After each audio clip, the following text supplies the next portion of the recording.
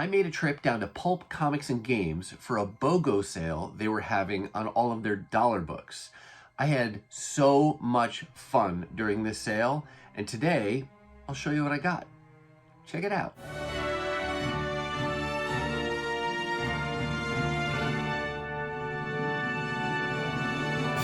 Hey everyone, and welcome to my channel. My name's Chris, and this is Northgarden Comics. Today's haul is a really fun haul for me, both the books that I'm going to show you as well as just the entire experience of finding these books.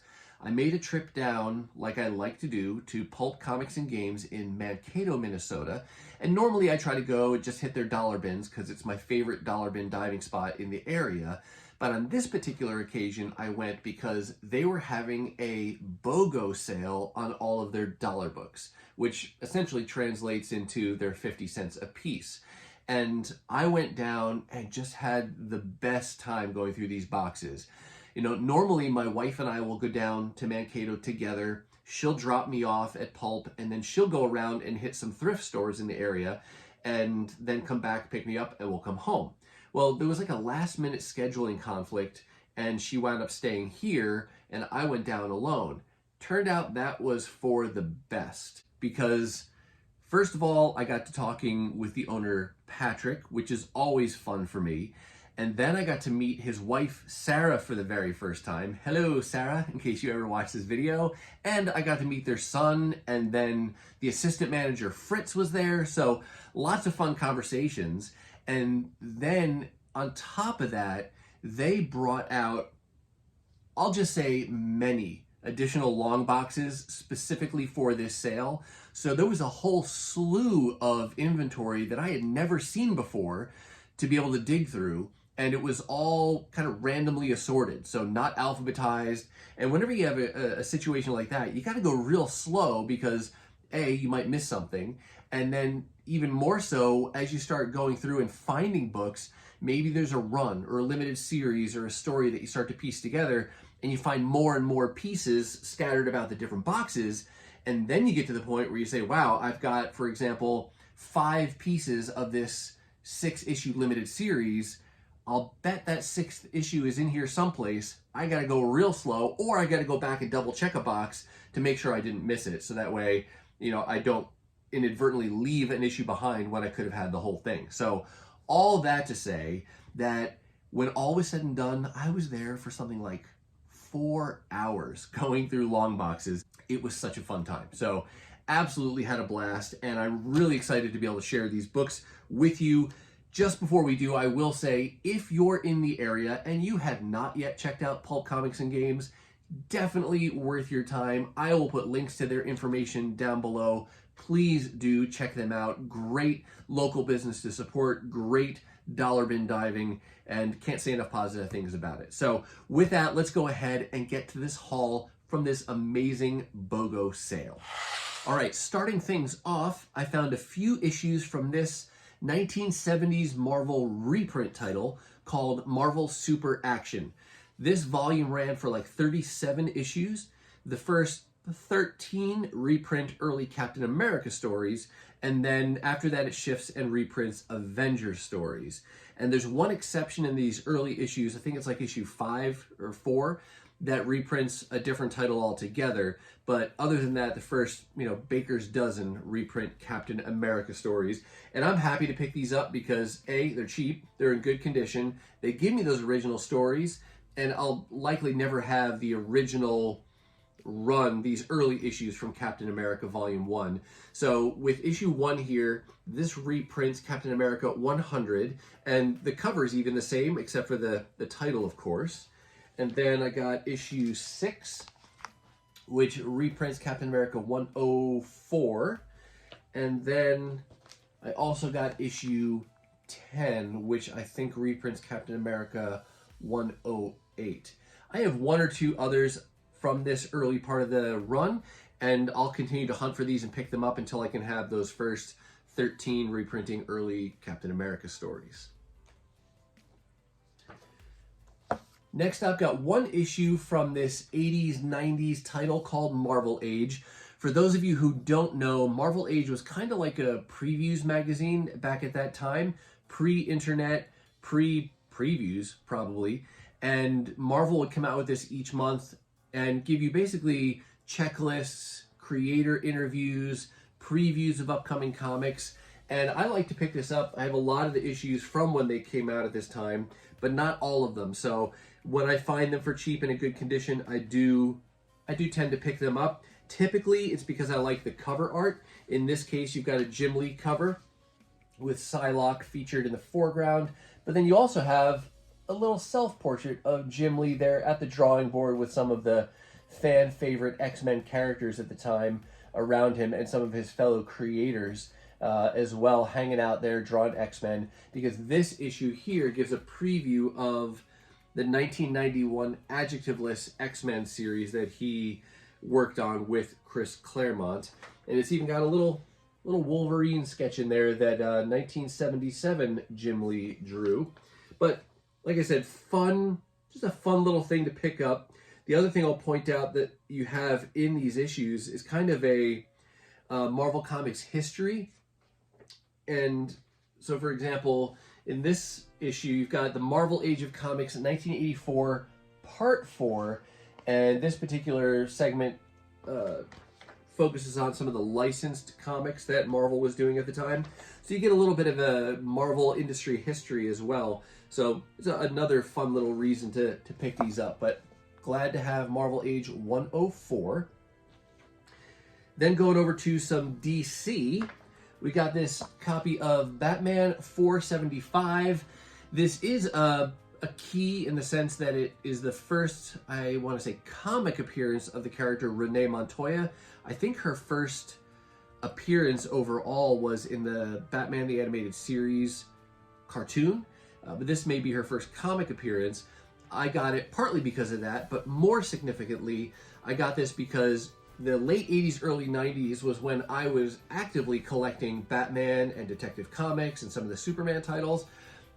Even though I was collecting it at the time, I have a lot of holes and gaps in my run. So whenever I can pick those up in good condition and for cheap, I'm going to go ahead and do that just to build out that early time of when I first got into comic collecting.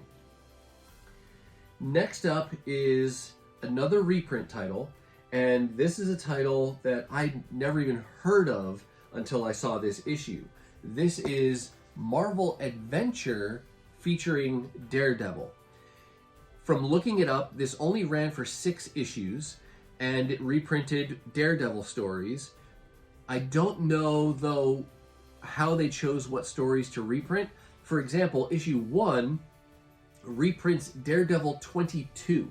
So don't know why they started there, and I don't even know offhand if they go in order for the remaining 5 issues or if they jump around and reprint different stories. So this is a case where if you know more about this title, please let all of us know down in the comments, because we would benefit from your knowledge on that. But needless to say, having found this 1 issue now, I'm definitely going to hunt for the other 5, just because it's such a short run, and I love Daredevil, and it's just another fun, reprint series to pick up. And yeah, so excited about that one that I'd never heard of before. Jumping over here, we've got part 1 of a 4-part limited series featuring Magic, Ilyana Rasputin. And it's been on my wish list for a long time now. I never really see it in the dollar bins, and finally came across a copy of issue number 1 for 50 cents because of this sale. So definitely going to grab that. It's in pretty good shape. So now I'll just keep hunting and eventually piece together that whole 4-part limited series. Let's take these away here. All right, the next couple issues here represent just some progress I made on a larger event that I'm trying to collect. I had put together the Secret Invasion event series, the main 8-issue event title book run. About a year or 2 ago, I completed that and read that and really enjoyed it. So now I'm going back and I'm trying to fill out some of the tie-in issues, which the main tie-in stories ran through New Avengers and the main Avengers book. And so those are the ones I'm concentrating on getting. And I found 2 issues at the sale towards that. So chipping away at that piece by piece. This is an omnibus that, you know, if it comes back into print, I might go ahead and get, but for now, at least I'm happy to hunt down the single issues as I can find them for cheap. Another kind of an event or chapter of Marvel that I'm trying to put together ties into the Onslaught story. Onslaught and the event overall set up the events of what would be called Heroes Reborn, when Marvel outsourced the editorial and creative duties on 4 of their main titles to folks like Jim Lee and Rob Liefeld and others at Image at the time. This sets that up. This also kind of comes after the Age of Apocalypse event, and from my own personal comic history, Onslaught was really around the time that I stopped collecting. You know, Transformers was my mainstay. They weren't making Transformers comics anymore, and X-Men was the big Marvel thing that I was still into. And around this time is when I graduated college, life was starting, and so I kind of drifted away from comic collecting for a while. And now I'm trying to go back and get some of those issues from around that time, and the Onslaught story is one of those. This is another one that's an omnibus. I think it's in print, actually, and available, so I might eventually get that. But again, for now, it's easier and cheaper and more exciting to kind of go through and find those single issues. This is a different kind of event, though, than the Secret Invasion, because this event didn't have a main event story to follow, like a limited series that went by the name of Onslaught. There was like the equivalent of an alpha issue and an omega issue, a prologue and aftermath and things like that, but to anchor the event. But for the most part, it just ran as tie-in series through a variety of X-Men titles as well as non-X-Men titles. And so I've made a list of all of those individual issues that, you know, together make up the Onslaught event. And I found the 2 X-Man issues that I needed at the sale. So that's the long-winded story about this event and how I'm collecting it. Next up is a limited series that I've been able now to complete. This is Avengers Tech on Avengers, issue 6 of 6. I don't really know what's going on in the story, but I'll say that the concept intrigued me, as well as this cool cover art, and even the interior art is really cool looking. It's kind of a manga anime type of a style. Here's a cool 2-page splash that I can show you. Give you an idea what the characters look like. But basically you've got what I'm assuming is Tony Stark inspired armor for each of the Avengers. And I don't know, that's kind of enough for me, those things there. So now I have all 6 issues of this limited series, and I can read that full story.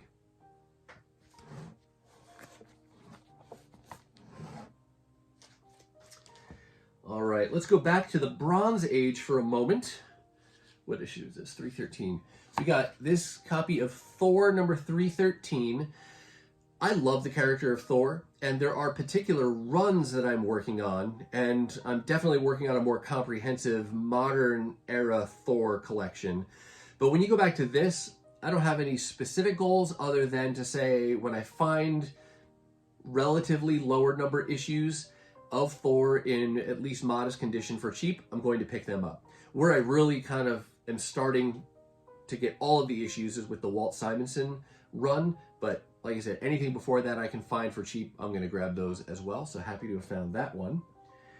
And then let's go over to DC and come back to the modern era for a book I didn't even know about before. You DC fans out there will have heard of this, though. This is Identity Crisis, number 4 of 7. And there were a few issues from this run in the sale boxes that day, including a second print of this, which has like a red cover behind Wonder Woman. But this is just a great Michael Turner cover. He does not do the interior art, but I just thought it was a great cover. I'd never seen it before, and so it jumped out at me, and so I was definitely going to grab that and add it to my collection. Another really fun find was this copy of Speed Demon. This is one of the many amalgam titles that Marvel and DC did back in the 90s. And this is a mashup here of Ghost Rider and Flash. But I've just always loved that cover, and this is one of the, you know, handful of amalgam issues that I've always wanted to get, but I rarely see this one, especially in the dollar bin, so really happy to have found that. And you'll see that some of these books are bagged and boarded, some have price tags, some are bagless, like in this case, and I'm basically showing you the books as I found them in the boxes, just so you can see. They may not present quite as well as once I've rebagged and boarded them, but it gives you an idea of how they looked when I found them at the sale. The next few books here are kind of some that I picked up because of the reputation. This is a character named of Canto, an IDW character, fantasy series. He's had like 3 different limited series and this one shot at least. I've just heard good things about the character, about the story, and I don't often see the issues, but I found this one shot as well as issue number 2 from the first limited series and number 3 from that first limited series. So I figured, what the heck, for 50 cents a piece, I'll pick those up. I'll keep, you know, trying to hunt those down. If I can put together the whole limited series or one of the subsequent limited series, I'll do that and then give them a read. But this is another one. I haven't read it, so if you've read this and can recommend it or have anything really good to say about it, let us know down in the comments.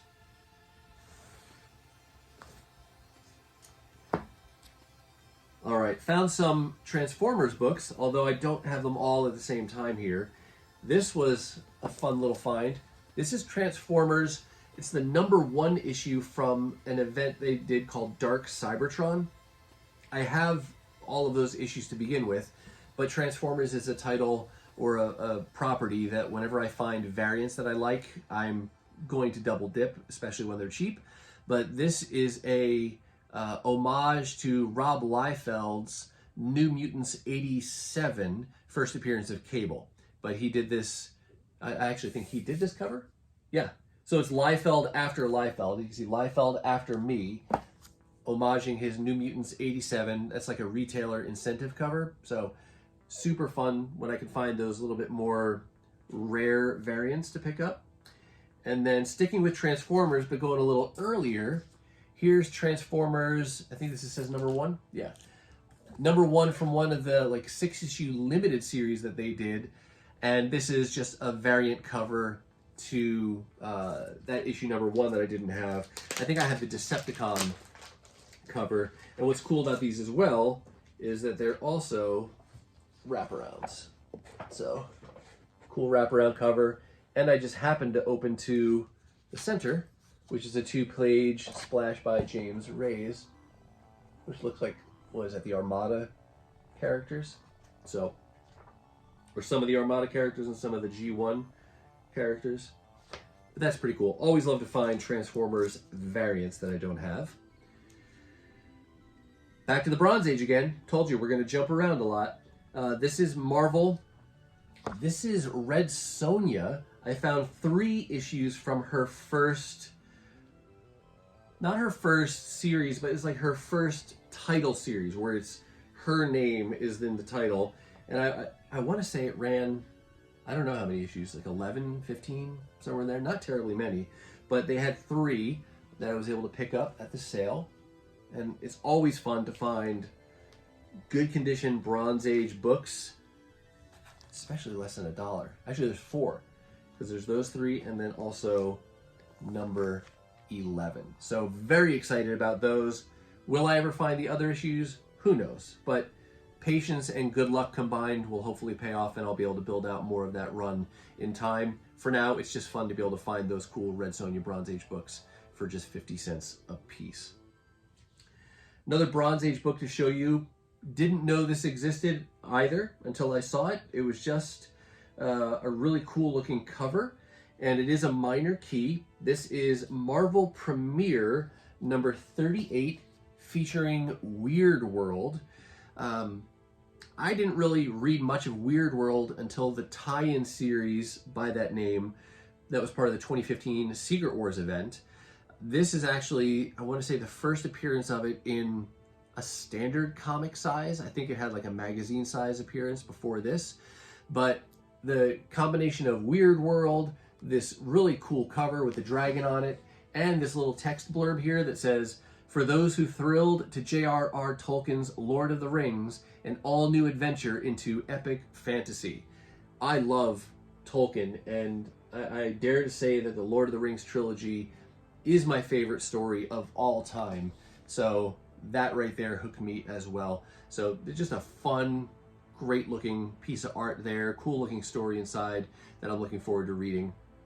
And again, one of those books that I never saw this before, and you come across it in a dollar bin and then it's on sale. It just doesn't get cooler than that. We're going to keep with that idea of just really cool things I found. Here's another couple books I wasn't even looking for, but happy to have found. This is Betty and Veronica. This is from, I want to say 2015 or 2016, and it's a 3-part limited series done by Adam Hughes. I think he does all of it. He does both the writing and all the art duties. And I had definitely seen this cover image before. I don't know where I first saw it. Maybe it was on a YouTube channel, Instagram, a comic book store. Who knows? I don't remember where I first saw it, but it jumped out at me as kind of iconic. And so I grabbed that. And then they also had issue number 3, which is another Adam Hughes cover. There's some variants to each of these, but super fun to find those. And again, he does the covers, he does the writing, he does the interior pencils. So if I can ever find number 2, especially with his standard cover, that would be great to complete that limited series. Then we jump over here, one issue from this volume of Miss Marvel that I'm trying to collect. Just kind of taking that as it comes. As I come across these issues in decent shape, I pick them up. So I'm not even halfway there yet, but it's just another title that I continue to chip away at as I try to build out more of my library of Carol Danvers related issues and runs. I've been much more, consistent in collecting her newer things, particularly with this current run that's about to end with issue 50, but try to go back and piece together some of those earlier issues. And then of course there's her original Ms. Marvel run from the 70s. That will be a little bit harder to find in the dollar bins, but maybe I will at some point. For now, happy to get some of these kind of more modern issues.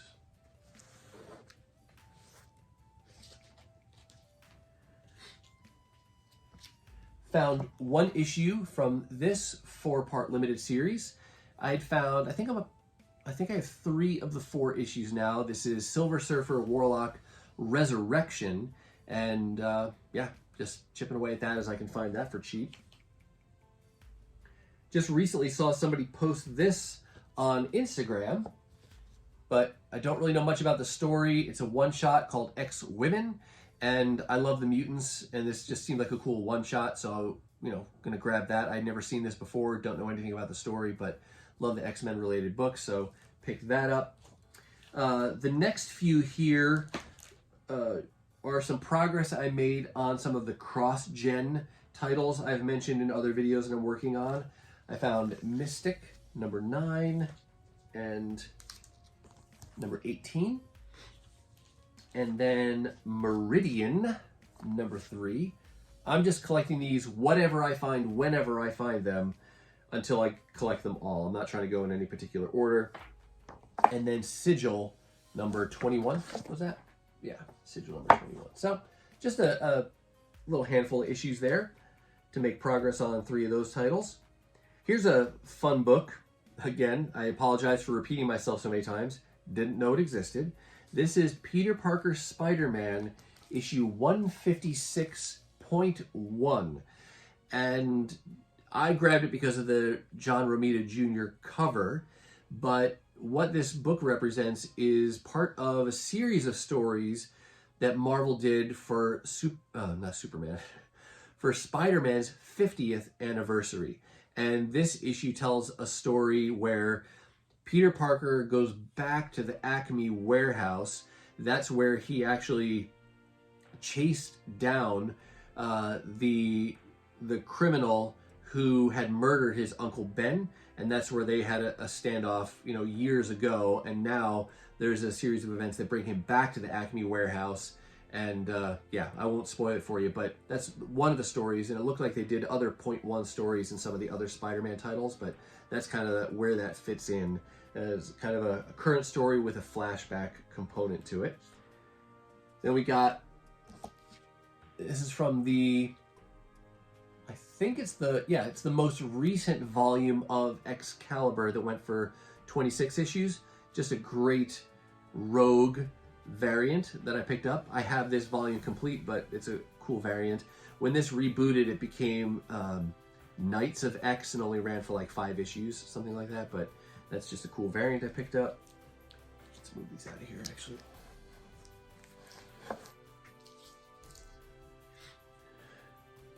Next few issues here represent the completion of another limited series. This is The Century, with pencils by John Romita Jr. I was missing 5 of the 8 issues, and I found all of them. So there's number 3, here's 4, 5, 6, and 8. They did have the entire limited series at the sale, and I always feel a little bit bad about this because on the one hand, I'm happy to find the issues that I'm missing, but on the other hand, I took 5 of the 8, so somebody's going to come along and be like, oh, cool, there's limited series, and there's only 3 issues. But I didn't want to buy the extra ones and just have duplicates. Frankly, I don't even know if I'm going to like the story or not. I'm buying this for the John Romita Jr. art first and foremost, and I don't really know a lot about The Century either. But I was able to complete the limited series, so I'm happy for that. All right, we're slowly getting towards the end here. Next up was a really, again, fun find, kind of random. This is Teenage Mutant Ninja Turtles Secret of the Ooze. This is the movie adaptation. This is TMNT 2, I believe. And it's just, yeah, just the comic book version of that movie. And you can see kind of definitely that older art style, which is pretty cool. This is done by, who is this done by? TMNT 2, Secret of the Ooze, official movie. Where's my creators? It's in the back here. Script by Dean Clarane and art by Jim Lawson. So that was just a fun, random kind of find that I found. You can see if you look at the front here, if I can catch the light the right way, somebody, looks like they put a piece of paper over it and we're doing some tracing because there's definitely pen or pencil indentations in outlines of the characters. But still, nevertheless, for 50 cents, that was a great find. Let's stick with some Turtles for much newer books, though. I've been picking these up as I find them. This is The Last Ronin. Here's issue number 4. Sorry, it's a little tall for the camera there. And then issue 5. And I think with these pickups, I now only need one more issue from this original series to complete it. Thankfully, I did get issue 1. I pre-ordered that when it was coming out new, so I didn't have to worry about, paying more for that. And now these others, I've been finding them on the cheap, so really happy that I could do so. And like I said, only one more issue to go, and then I'll be able to complete that limited series. And now they're kind of building almost like a little world out of this idea, because don't they have last round, like the Lost Years or something like that? It's kind of maybe the in-between. Or there's some other young Turtles that they start to follow. I really don't know. I'm not that close to it. I am reading the current Turtles run, but I'm doing that in the form of the IDW collected editions. And presently in my reading, I'm only on like volume 7, which is like 60 some issues in. So I'm still way behind on what's going on currently. I have 2 more little sets of books to show you. The one was super exciting, coming back to Transformers, because I always love to find older Transformers books, especially for cheap. I own all of these, and frankly, I just couldn't resist getting duplicate copies. I don't often do that, but with Transformers, that's probably my one weakness, where I'd have a hard time leaving behind any Transformers books from the Marvel era, provided they were in decent shape and a really good price. I won't buy them just to buy them, but after the 80-issue limited series ended, Marvel came out with Transformers Generation 2, which ran for 12 issues.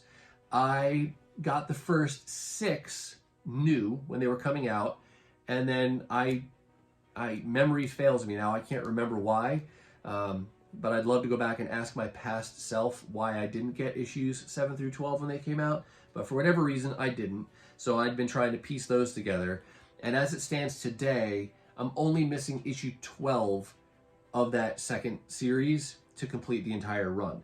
But today, they didn't have issue 12, but they did have issue 2, 3, 5, 7, 8, another 8 because I just saw Transformers and started grabbing. I didn't really look that closely. 9 and 10. I would have loved if they had issue 12, but super happy that they had these issues. And like I said, they're duplicates of my collection from now, at least for now, and then we'll see what I do with them in the future. But always happy to find Marvel Transformers books when I can find them for cheap. And then the very last thing was another really fun surprise. Not just because it was on my wish list, but because I had no idea what the actual format of the story was.